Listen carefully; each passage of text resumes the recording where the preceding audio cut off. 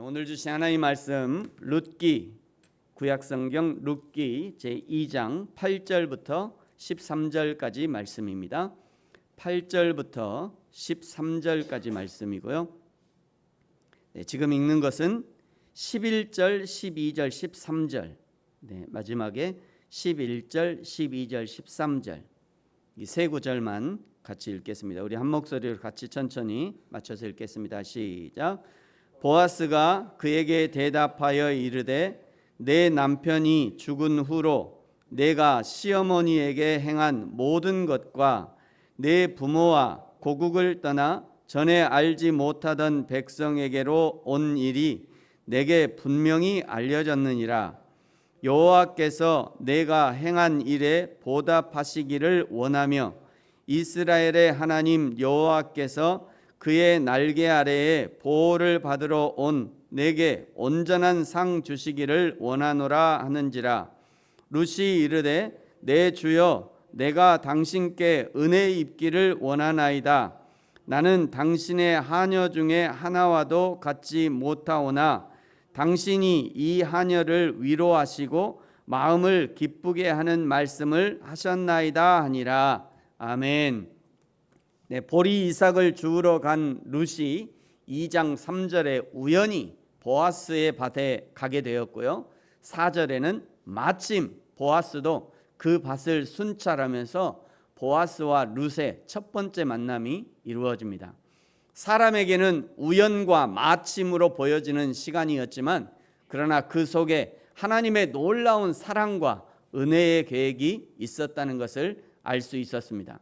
앞으로 펼쳐진 룻과 보아스의 사건 역시 하나님의 완전하신 계획 안에 이루어지는 사건이라는 것을 암시했었습니다. 우리 그리스도인들은요, 그냥 흘러 지나갈 수 있는 여러 가지 일들을 하나님과 관련해서 하나님의 입장에서 하나님의 심정으로 해석해 볼 필요가 있습니다.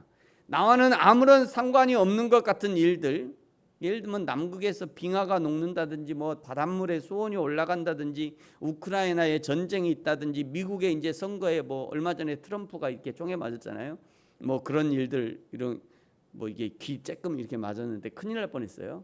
어쨌든 이런 일들 그런 일들이 나와는 아무런 상관이 없는 것 같지만 그러나 세상을 주관하시는 하나님 편에서 보면 상관없는 일이 아니라는 거죠. 상관없는 일이 아닙니다. 그래서요, 독일의 유명한 신학자인 칼 바르트라는 신학자는 그리스도인들은 한 손에는 성경, 한 손에는 신문을 들고 있어야 한다 말했습니다. 이것은요, 기독교인이라면 당연히 성경, 하나님의 말씀에 관심을 가지고 있어야 하지만 이 세상에 대해서도 동일하게 관심을 가져야 한다는 거예요. 왜냐하면 하나님이 우리에게 이 세상의 관리를 맡겨주셨잖아요. 여러분, 우리 기독교인들은요, 늘 세상에 관심을 가지고 있어야 돼요. 왜 그러냐면 예수님이 다시 오실 때 내가 거의 매일 내가 너에게 세상 소식을 알려줬는데, 내가 너에게 매일 TV를 통해서 알려줬는데, 내가 매일 신문을 통해서 너에게 세상 소식을 알려줬는데 너는 왜 그렇게 세상에 대해서 관심이 없었냐 물어보시면 뭐라고 대답하시겠어요?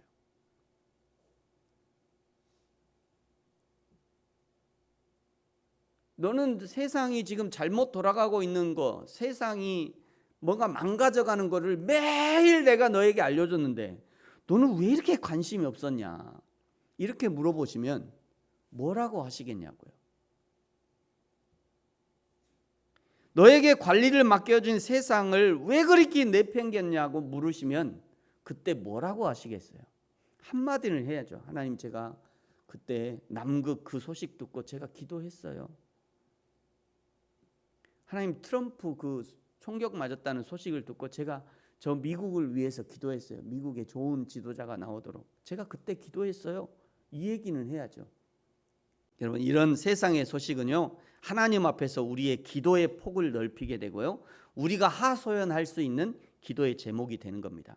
보아스의 밭에서 보리를 줍던 룻에 대한 정보를 들은 보아스가 먼저 룻에게 다가가죠. 8절에 보세요. 보아스가 룻에게 이르되 내 딸아 들으라. 보아스는요, 유대 사람이고 룻은 이방 모압의 여인이었습니다. 2장 1절에 보아스에 대해서 알려주셨잖아요. 보아스는 유력한 자였어요. 돈 많은 부자만이 아니라 하나님의 율법에 흠이 없는 자였다고요. 그런 사람이라면 자신이 하나님의 선민, 이스라엘 사람이라는 자긍심이 대단할 겁니다. 그런데 그 보아스가 모압 여인 룻에게 내 딸아라고 불러주는 것은 놀랍고도 파격적인 행동이에요. 무엇이 보아스로 하여금 모압 여인 룻을 내 딸로 여기는 파격적인 행동이 가능하게 했는가? 오늘 성경이 말하는 한 가지 힌트는요, 2장 1절에 그가 하나님의 율법에 유력한 흠이 없는 완전한 자였다는 거예요. 그저 사람 좋아서가 아닌 보아스가 철저하게 하나님의 말씀에 순종하고 있었다는 것을 알 수 있는 대목이죠. 신명기 14장 29절에 이런 말씀이 있어요. 너희 중에 분깃이나 기업이 없는 레위인과 성중에 거류하는 객과 및 고아와 과부들이 와서 먹고 배부르게 하라. 그리하면 내 하나님 여호와께서 내 손으로 하는 범사에 내게 복을 주시리라. 이 하나님의 말씀을 배우고 알았던 보아스가 이방 여자 과부, 그것도 시어머니를 따라 고향 모압에서 이스라엘로 이민으로 온 룻을 하나님의 말씀에 순종함으로 그에게 자비를 베풀었던 겁니다. 여러분, 이것이 하나님의 사랑입니다. 저와 여러분이 예수 그리스도를 믿는 성도가 되어서 하나님의 복을 누리고 있는 이유가 무엇입니까? 하나님의 자비의 선물인 거죠. 긍휼이 풍성하신 하나님의 자비가 아니었다면 우리는 이미 지옥 불에 던져져서 지옥의 땔감이 되었을 겁니다. 그러나 하나님의 풍성하신 자비와 은혜가 오늘 저와 여러분을 살리신 거예요. 지금 보아스는요, 철저하게 하나님의 말씀에 순종함으로 이방 여인 룻에게 자비를 베풀고 있는 거예요. 바로 이런 사람이 하나님의 사람이에요. 이런 사람이 참 그리스도인이라고 할 수 있습니다.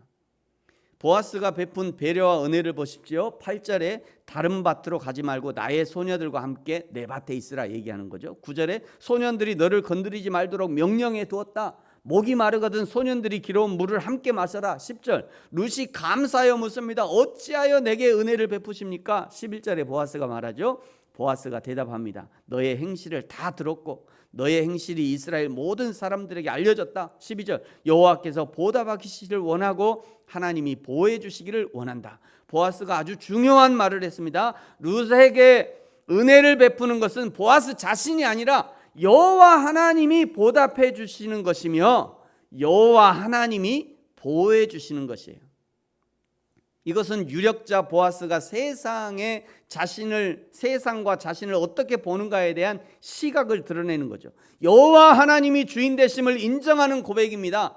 내가 나 된 것은 다 주님의 은혜라고 하는 것을 인정하고 있는 거죠. 이것을 인정하니 최선으로 자비를 베푸는 것이 가능해졌던 거예요. 비록 이방인 여자였지만 이 여자도 하나님의 주권 아래 있다는 것을 알기에 차별 없는 자비를 베풀 수 있었던 겁니다. 13절에 룻이 대답합니다. 당신께 은혜 입기를 원합니다. 룻의 고백도 사실은 놀라운 고백이에요. 하나님이 지금 자기 눈앞에 있는 보아스를 복의 통로로 사용해 주시기를 소망하는 발언을 한 것입니다. 사랑하는 성도 여러분, 오늘 보아스가 하나님의 말씀에 순종함으로 비록 이방 여인이었지만 하나님의 차별이 없으신 헤세드의 은혜를 베풀었던 것처럼 저와 여러분도 우리가 받은 차별이 없으신 하나님의 사랑을 가족과 이웃에게 흘려보낼 수 있는 그런 사람들 되시기를 예수님의 이름으로 축복합니다. 기도하겠습니다. 하나님 아버지 감사합니다. 여호와 하나님이 우리를 사랑하실 때도 하나님의 차별이 없으신 헤세드의 사랑으로 사랑하셨던 것처럼 우리도 하나님께 받은 차별이 없으신 사랑을 우리의 이웃들에게 부지런히 증거하고 흘려보내게 하여 주옵소서. 감사합니다. 예수님의 이름으로 기도합니다. 아멘.